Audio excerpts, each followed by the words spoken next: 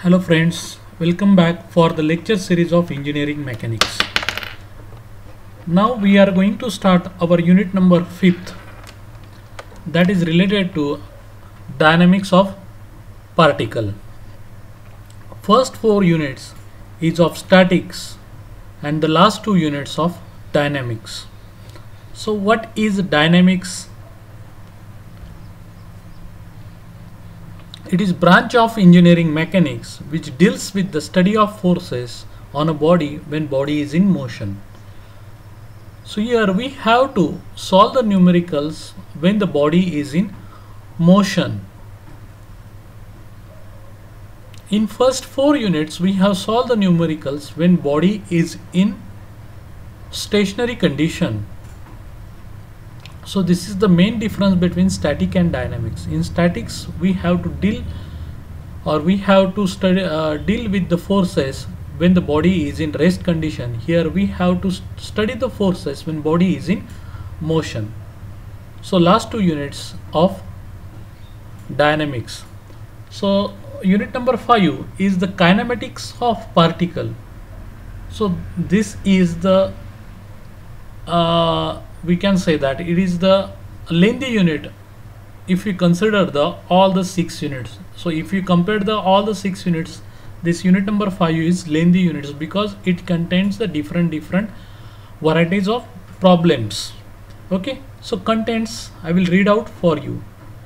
So kinematics of rectilinear motion, then motion under gravity, motion curves, relative motion, curvilinear motion, projectile motion and path coordinates. So near about 1, 2,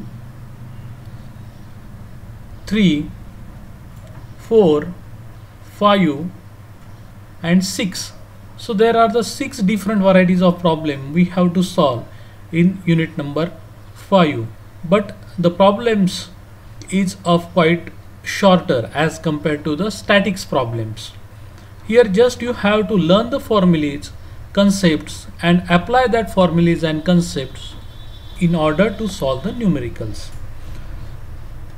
So dynamics is again divided into 2 branches or 2 parts. First one is kinematics, another one is the kinetics. So what is the difference between kinematics and kinetics? So it is also the study of forces when body is in motion without considering the force and mass of the body. So here in kinematics we don't have to consider the force which caused the motion and the mass of the body, that we don't have to consider in kinematics. In kinetics it is branch of engineering mechanics which deals with the study of forces on a bodies with considering mass of the body as well as force that caused the motion. So this is the main difference between kinetics and kinematics. In kinematics we don't have to consider mass and the force which caused the motion. Here kinetics we have to consider mass as well as the force which caused the motion. Okay, so let's begin with some important concept. I hope that you have already known these concepts. So first concept is a motion. When you can say that body is in motion, when body changes its position with respect to some reference point, then we can call as a body is in motion. Let's say that if you are standing near to one tree, so tree is a reference point and from that tree you are moving anywhere. So in that case, with reference to that tree, we can say that your body or you are in motion. So it is nothing but when you changes your position with respect to any reference point, then you can call as a body is in motion. So next concept is a distance and displacement. So if you observe this particular figure, so when I want to travel from point A to point B. So I choose this path which is shown by the hatch line. I have traveled from point A to point B. Due to some concern I have traveled from as shown by the hatch line. So this is my path. So the distance, when it is asked how much distance you have traveled, so this is the distance which is shown by the hatch line, is the distance you have traveled. And what is your displacement? So displacement is nothing but the linear distance between point A and B. So my displacement is linear distance between point A and B, which is shown by this blue color line. Got it? So displacement and distance. Distance is your scalar quantity and displacement is your vector quantity. Got it? Now speed. The rate of change of distance with respect to time is called as speed. So please note down this definition. Here I have said rate of change of distance, not displacement. Rate of change of distance with respect to time is called as speed. So speed is also scalar quantity. The next definition is velocity. The difference between speed and velocity. The rate of change of displacement with respect to time is called as velocity. In speed, we can say that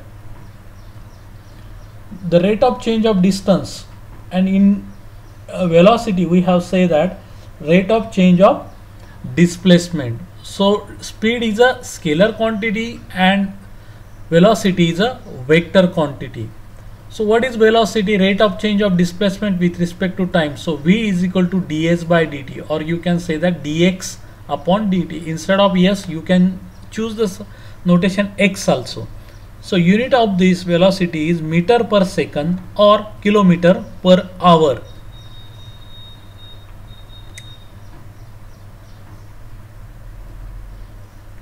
Acceleration. The rate of change of velocity with respect to time is called as acceleration. So a is equal to dv upon dt. That is nothing but the change in velocity with respect to time.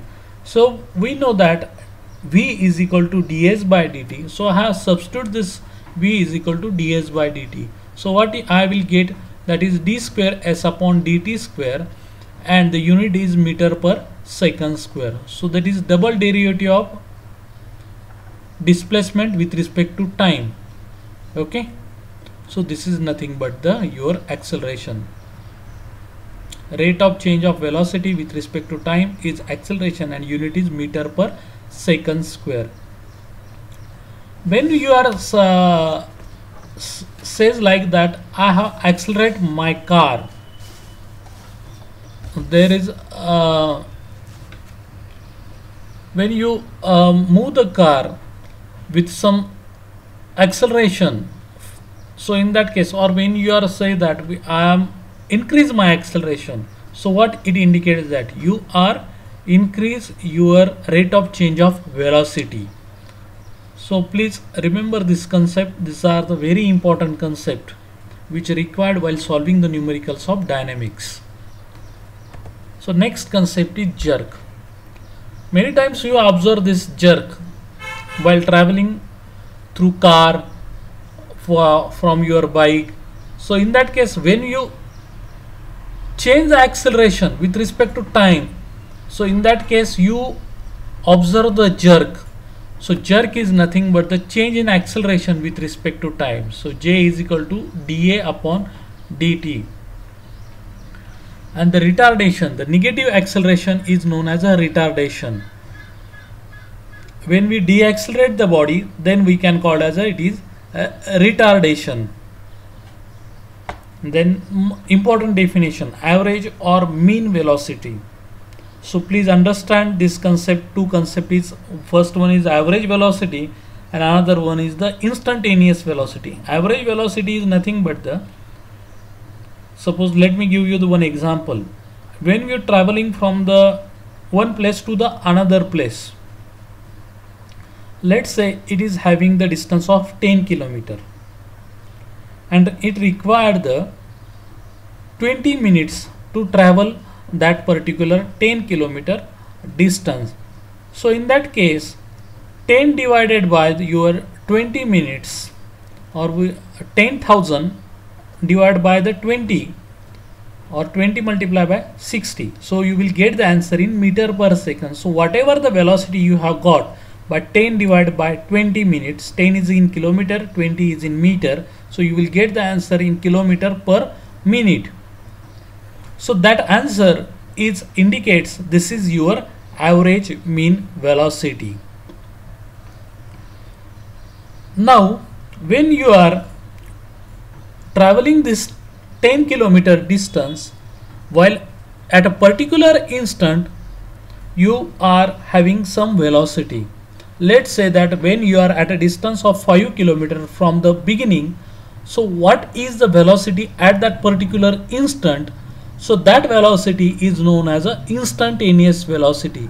So in that case your time is tends to 0. So when this time is tends to 0, so in that case the velocity is become instantaneous velocity. Initially it is dx upon dt, that is your average velocity. Now in second case, when this dt, that is delta t, when tends to 0, so then that velocity is known as a instantaneous velocity. So friends, please remember these two important concepts. What is average velocity and what is instantaneous velocity. तुम्हाला 10 kilometre travel करण्यासाठी जो वेळ लागतो total, that time when you divide by the distance, so distance divided by the total time of travel, that gives you the average velocity. And at a particular instant, when we say that the time interval is very small, so in that case you will get the velocity. That velocity is known as a instantaneous velocity. Okay, so I think all of you get these two concepts, average velocity and instantaneous velocity. Then next is average or mean acceleration. The rate of change of velocity with respect to time is known as a average or mean acceleration. The concept is same as that of previous, that is average velocity. Here average acceleration that you have to find out. So during that time interval, what is your average velocity, that divided by the time will give you the average acceleration. So a is equal to dv by dt. Again v is nothing but the change in velocity, change in displacement with respect to time. So you will get d square s upon dt square, and the unit of for average or mean acceleration is meter per second square. When you tends to change this dt tends to make it 0 or very small. So in that case you will get one acceleration. That acceleration is known as a instantaneous acceleration. That acceleration is for a particular instant of time is known as a instantaneous acceleration. It is defined as the acceleration of a particle or a body at any instant. So any instant means when delta t tends to 0. So a is equal to limit dv by dt when delta t tends to 0. So that is known as a instantaneous acceleration. Unit is same, meter square per second. Meter per second square. I have made mistake. So meter per second square is your, because it is change in velocity with respect to time. So it is meter per second, change in velocity with respect to time. So your unit is meter per second square. So it is instantaneous acceleration. So I think all of you got this, all the terminologies. Now a is equal to dv by dt. So d dt. So v is nothing but a dx by dt or ds by dt. Instead of x you can use s also. So you will get d square x upon dt square, that is acceleration. Now by using the chain rule we know that dv by a is equal to dv by dt. So I can write down this dv by dt multiplying and divide by dx. So dv by dx multiply by dx by dt. This dx get cancelled, so you will get dv by dt. So I have applied over here chain rule. Now this dx by dt, that is change in displacement with respect to time, is nothing but your velocity. So I have right here a is equal to dv by dx. So this is another formula of acceleration. So a is equal to dv by dx, and acceleration unit is meter per second square. Now uniform motion. When you call that motion is uniform, when velocity is constant while moving from one point to the one place to the another place, your velocity is remain constant, then you can call as a uniform motion. When velocity is constant, that is rate of change of velocity is 0, in that case you can call as a acceleration is 0. So when a particle is said to be uniform motion when acceleration is 0 or velocity is constant. Uniform accelerated motion. Moving with a uniform or constant acceleration is known as a uniform accelerated motion. So please understood these two concepts. It is uniform motion. In uniform motion, acceleration is 0 or velocity is constant, and uniform accelerated motion, you are having it is moving with a constant acceleration. Here acceleration is 0, here acceleration is constant. It is known as a uniform accelerated motion. Got it? So in this unit we are dealing with the motion in a straight line, that is rectilinear motion. Rectilinear motion is nothing but the motion along the straight path. So therefore we can specify velocity and acceleration by algebraic number with plus and minus sign.